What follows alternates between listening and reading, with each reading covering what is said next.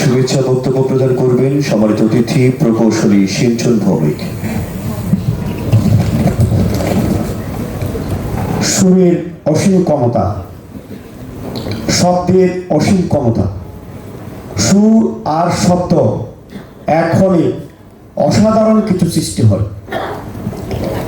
আমি বিশ্বাস করি সুরমেলার শুদ্ধ সঙ্গীত চর্চার মাধ্যমে শুভ শক্তির উদয় হয়ে শুভ শক্তির মাধ্যমে আমরা অশুভ শক্তিকে পরাভূত করে এই বাংলাদেশকে সকল ধর্মের, সকল বর্ণের, সকল জাতির সমান অধিকার এবং অসাম্প্রদায়িক বাংলাদেশ আমরা বিনির্মাণ করব। সার্থক জনম আমার জন্মেছে এই দেশে, সার্থক জনম মাগো তোমায় ভালোবেসে, জননীর জন্মভূমিষ্ঠ স্বর্গাদপি করিয়সী।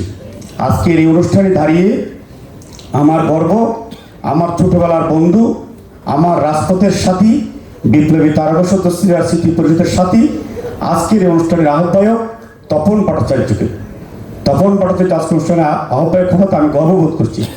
সকলকে ধন্যবাদ। শুভরাত্রি।